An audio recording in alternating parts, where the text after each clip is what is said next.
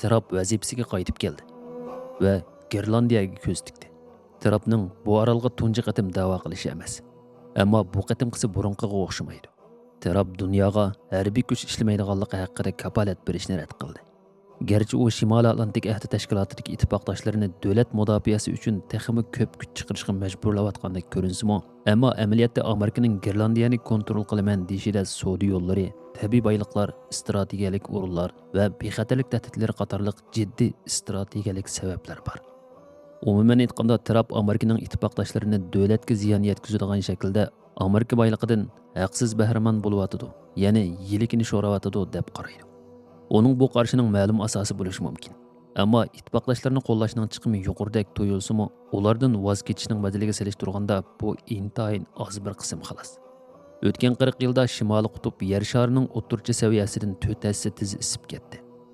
Hozirgi sur'at bo'yicha qaraganda bu asrning o'rtalariga kelganda Shimoliy qutbning yoz fasli butunlay muzsiz holatga keladi. Bu savdo va bexatarlikka o'xshashlar cho'nqur ta'sir ko'rsatadi. Savdo uchun eng muhimi shuki, Shimoliy qutb dengiz yo'llarining hozirgi yo'llarga amaliy olmish yo'li sifatida o'rtaga chiqishidir. Buning ichida ikki yo'l alohida ko'zga chaliqadi. Rossiya tarafda Shimoliy dengiz yo'li bor. U sharqdagi Bering bo'g'ozidan g'arbdagi Rossiyaning Murmansk portigacha suzilgan bo'lib, umumiy uzunligi 5300 kilometr keladi va ko'p qismi Rossiyaning dengiz chegarasi ichiga joylashgan. Bu yo'l Osiyoning iqtisodiy magnetlari uchun hayotliq liniyasi hisoblanadigan bo'lib, Osiyo va Yevropa bozorlarini tutashtiradigan hozirgi yo'llardan oz deganda 4200 kilometr qisqa. O'tgan yili bu yo'l orqali to'shilgan yuk miqdori rekord yaratib 37,19 million tonnaga yetdi. Yer sharining bu asrning o'tirlarida yoz faslida muzsiz holatga kelishiga ergishib, bu son faqat eshib bordi. Xitoy va Rossiya buningga zo'r umid bog'lagan bo'lib, bu yo'lni etishda hamkorlashish orqali har ikkisi yer shariviy ta'sir kuchiga erishishni ko'zlamoqda. Xitoy bo'libmi o'zining xom neft va tabiiy gazning 80% o'tadigan Malakka bo'g'ozidagi strategiyalik bo'g'ma holatga qarshi amaliy olmish yo'li qurishni umid qiladi. Xitoy va Rossiyaning mo'ljallashicha Shimoliy dengiz yo'lidagi savdo miqdori bu 10 yilning oxirigacha 150 million tonnaga yetishi mumkin. Bu 5 yil ichida 4 hassa oshadi degan gap. Bu jarayonda Shimoliy qutb chemberining Kanada tarafida g'arbiy shimol o'tishma yo'li bor. Umumiy uzunligi 5700 kilometr keladigan bu yo'l sharqdagi Labrador dengizidan g'arbdagi Chukchi dengizigacha suziladi. Gerçi bu yo'lda qatnash ancha ko'p bo'lmasa-mu, ammo bu o'tishma yo'l orqali yer shariviy to'shish oraliqi Panama kanali orqali mengishdan taxminan 4000 kilometr qisqa. G'arbiy shimol o'tishma yo'li Daniya, Kanada va Amerika qatorliq 3 davlatning dengiz chegarasini kesib o'tadi. Gerçi ularning hammasi NATO ittifoqdoshi bo'lsa-mu, g'arbiy shimol o'tishma yo'li masalasida ko'z qarashi birdek emas. Bo'libmi Kanada tarixdan buyon chet el paraxotlarining kirishini cheklash va yerlik nupuslarni nupussiz shimolga majburiy ko'chirish orqali o'zining egalik huquqini tashabbus qilib keldi. Amerika bo'lsa g'arbiy shimol o'tishma yo'lini xalqaro suv yo'li deb qaraydi va diplomatik so'rovlarda Kanadaning qarshiga davomli jang e'lon qilib keldi. Amerika uchun aytganda g'arbiy shimol o'tishma yo'li masalasi bir prinsip masalasi. Agar Washington Kanadaning bu o'tishma yo'l ustida egalik huquqini e'tirof qilsa, bu boshqa dengiz bo'yi davlatlarining xalqaro suvlarda bir taraflama holda egalik huquqini talab qilishiga sabab bo'ladigan bir ulgu yaratib beradi. Bu o'z navbatida Amerikaning kuch ko'rsatishining to'riki bo'lgan dengiz qatnash erkinligiga buzg'unchilik qiladi. Shunga muzlarning erishiga ergishib, jo'grafiyalik siyosiy chegaralarga ermakdi. Yerim sharlarni ayirib turadigan Shimoliy qutb muzlari bo'lmasa, Amerika, Rossiya va Xitoy bilan tirikishish yo'liga mengishga majbur bo'ladi. Trump va uning maslahatchilari ishni chimliqqa yo'latmaslikni, ya'ni raqiblarini yiroq tutishni xohlaydi. Ammo buni amalga oshirish uchun ular Shimoliy qutbdagi ittifoqdoshlarining harakatga o'tishiga muhtoj. Gerlandiya va Kanada Amerikaning Shimoliy qutbdagi hukmronligi uchun ochqishliq rol o'ynaydi. Amerikaning nazarida Daniya va Kanada Shimoliy qutb chamberida oldingi saf mavjudligini tiklash uchun zo'r va tez mablag' solish kerak. Shundaq bo'lganda Amerika o'z kuchlarini Tinch okeandagi yoshirin to'qinishlarga ajrata oladi. Asosligi Amerika kuzatish va razvedka iqtidorini oshirish uchun Gerlandiyaning shimoliy qismlarida oldingi saf havo armiya bazalariga muhtoj. Bu orqali dushman davlatlarini kuzatgili bo'ladi. Agar bu oldingi saf bazalari qurilmasa, cho'ngroq bir to'qinish yuz berganda Amerikaning birinchi inkas qaytarish iqtidori ojizlashib ketishi mumkin. Biroq Daniya va Kanada NATOning shimoliy qutb mudofaasidagi ojiz halqalardir. Daniyada boyliq kamchil bo'lsa, Kanadada iroda kamchil. Shunga Amerika rahbarligi agar ularning harbiylash chaqirig'iga quloq solinmasa, Shimoliy qutbni bevosita o'z qo'liga elish kerak deb qaraydi. Agar Trump o'z fikrini yaxshi ifodalagan bo'lsa, balkim hozirgidek siyosiy krizisni keltirib chiqarmagan bo'ladi. Ruslar 2005-yildan boshlab Shimoliy qutbni harbiylashtirish planini boshlab o'tgan bo'lib, Amerika barliq jihatlarda digidek orqada qoldi. Rossiyaning Shimoliy dengiz qirg'og'i bo'yida texnik ko'p havo armiya bazalari va uchish-qo'nish yo'llari bor bo'lib, bu uning Shimoliy qutbda harakat qilish iqtidorini oshirdi. Shundaqla Rossiyaning Shimoliy qutb jamg'armasiga NATOga qaraganda texnik ko'p quruqliq armiya bazalari va kelgusida harbiy aslahalarni o'rinlashtirishga bo'ladigan yoki to'qinishda ashyo ta'minot jihatda ahamiyatga ega nurg'un g'ayri operatsiyalik bazalar bor. Texmi muhimi, Rossiyaning muz yarg'uvchi paraxodlarining soni boshqa davlatlarnikidan ko'p ustun turadi. Hukumat sonliq ma'lumotlarga qaraganda, uningda 8 dona yadro energiyalik va 33 dona dizel energiyalik muz yarg'uvchi paraxodi bor. Gerçi muz yarg'uvchi paraxodlar harbiy harakatlarda kichik rol o'ynasimi, ammo ular Shimoliy qutbdagi mavjudligini saqlab qolishda kam bo'lsa bo'lmaydi. Muhim nuqta shuki, garchi Rossiya armiyasi Ukrainada taktikalik jihatda oqsagan bo'lsa-mu, ammo Shimoliy qutbda ustunlikni egallaydi. Bu ahvol faqat Rossiyaning faoliyati tufaylidan emas, balki Xitoyning sababidanmi 5 burjaklik binoda ogohlantirish signalini chelishga majbur qildi. Beijing o'zining Shimoliy qutbdagi izini zo'r darajada kengaytdi va Shimoliy yarim shardagi hukmronligini qo'lga keltirish uchun Rossiya bilan yaqindan hamkorlashmoqda. Xitoy va Rossiya yaqinda bu rayondagi dengiz armiya chorlashlarini ko'paytdi. Ba'zida Amerikaning dengiz davalikiga yaqin joylarda o'tib, o'zlarining niyati va iqtidori haqida signal berdi. Agar bu ikki davlat boyliq va iqtidorlarini birlashtirib, o'rtaq strategiyalik yo'l xaritasi tuzsa, ular Amerikani xilli qiyin ahvolda qoldirishi mumkin. Grenlandiya ko'lami jihatda yo'g'on bo'lsa-mu, ammo oran 56 mingdan ortiq odam yashaydi. Poytaxt Nukdan boshqa shaharlarni bir-biriga tutashtiradigan yo'llar yo'q bo'lib, bu orol dunyodagi berish eng tas joylarning biri deb qaraladi. Hayron qolarliq yeri shuki, uning ichki ishlab chiqarish umumiy qiymati GDP-sining oran 2 milliard dollardan sal oshadigan bo'lib, baliqchilik eng muhim soha hisoblanadi. 1979-yildan boshlab Grenlandiyada yerlik hukmronlik, 2009-yildan boshlab o'zini o'zi idora qilish yo'lga qo'yilgan.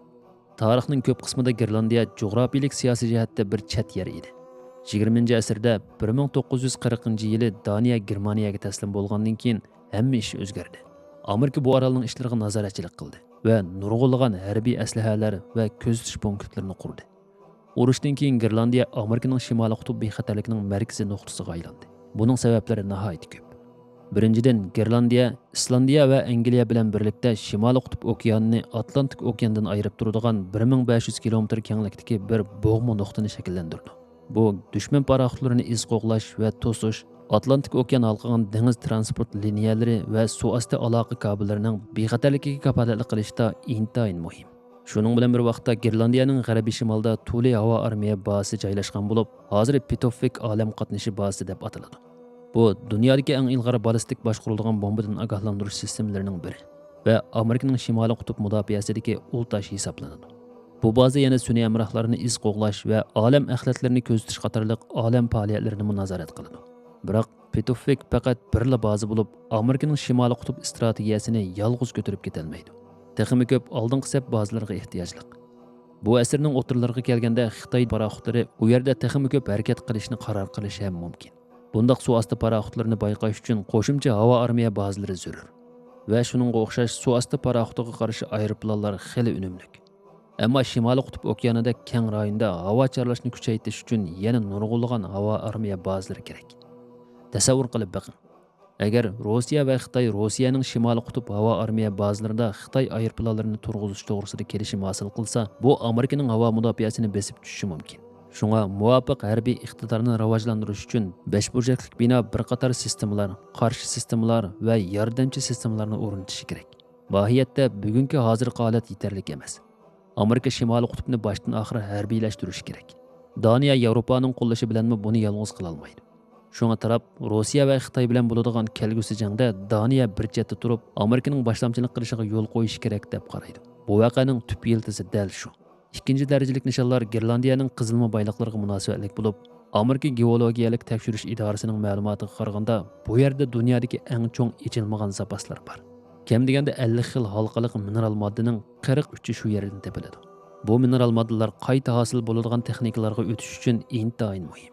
Ammo ta'minlash zanjirining uzilib qolishiga oson uchraydi. Hozirgi ahvolda Xitoy dunyodagi kam uchraydigan to'pim metallarining 60%ni kontrol qiladi va yer shari bozorining 90%ni egallaydi. Yevropa bu jihatda ojiz o'rinda. O'q-dorilar tugayotdi va buning markazida bir halqaliq metall turadi. Antimon. Antimon bo'lmasa o'qmi yo'q. Boshquriladigan bombami yo'q. Harbiy elektronlik uskunlarmi yo'q. U bo'lmasa NATOning iqtidori palach holga tushib qoladi. Biroq masala shuki, G'arb dunyosi bu metallni degudek ishlab chiqarmaydi. Xitoy va Rossiya yer shari ta'minotining 100% ga yaqin qismini kontrol qiladi. Texmi yamini Xitoy yaqinda antimon eksportini chekladi. Buning bilan baho rekord yaratib, har tonnasi $47,500 ga o'riladi. Ular yerim o'tkazgichlarda ishlatiladigan muhim metallar bo'lgan galleniyni shunday qilgan edi. Bu eksport cheklamalari Xitoyning halqaliq boyliqlarini ishlatib, ta'sir kuchini oshirayotganligini ko'rsatadi. Dal mush yerda harbiy metallar shirkati maydonga keladi. Ekrandagi belgiga qarang. G'arb kontrolligidagi antimon ta'minotini bexatar qilish uchun ishlamoqda. Ularning Slovakiyadagi bayroqlar turi Xitoy va Rossiya sirtidagi eng cho'ng ma'lumlik zapaslarning biri. Bu joyda tarixiy boyliq sifatida 60,000 tonnadan ortiq yuqori sifatlik antimon bor bo'lib, bugungi bahoda $3 milliard dan oshadi. Uning ustiga Shimoliy Amerikada egalari ishlab chiqarish elib berilgan ikki qo'shimcha antimon mulkiga ega. Buning ichida Kanadadagi West Gore kenimi bor bo'lib, u yerda pishiqlab ishlashga tayyorlangan materiallar saqlangan. NATO va Pentagon ta'minotini kafolatlantirishga aldirayotgan bir paytda bu hal qilish chorasining bir qismi bo'lish uchun eng yaxshi o'rinda turadi. Amerika o'zining ta'minlash zanjirini bexatar qilish kerak.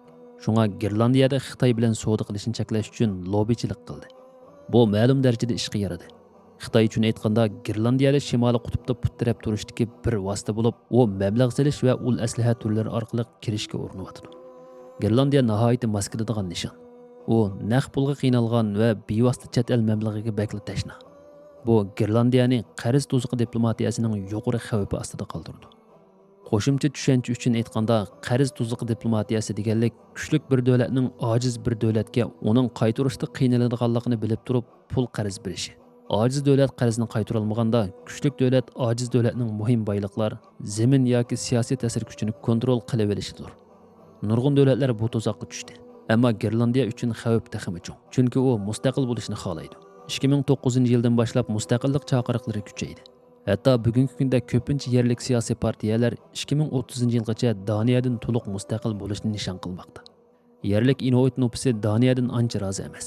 İmperializm davridagi jarohatlar texi to'liq saqayib ketmadi. Daniyaning tarixiy, ijtimoiy tajribalarimi buni osonlashtirmadi.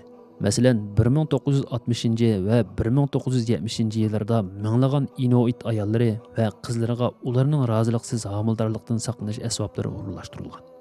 Bu nupus ishini kontrol qilish vositasi edi va buningga o'xshash ijtimoiy tajribalar ko'p bo'lgan. Shunga Gerlandiyaliklarning o'z oldiga ayrim mingishini tanlashi tushunishlik.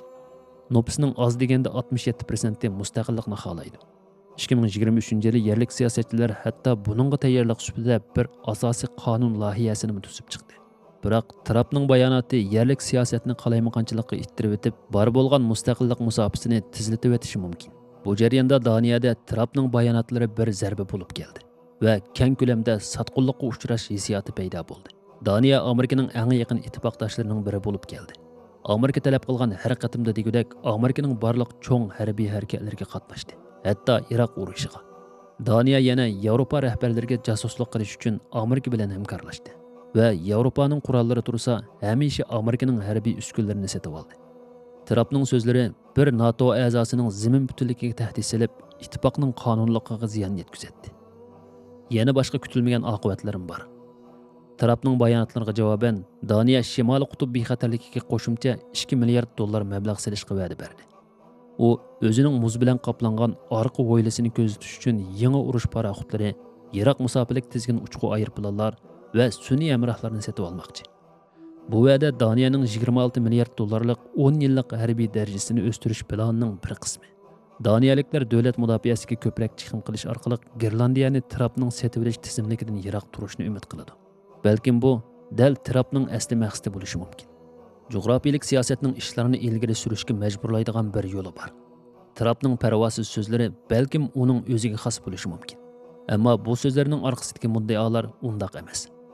Aktyor balkim naq maydonda o'zgartirish qilishi mumkin. Ammo ssenariy allaburun bekitilib bo'lgan.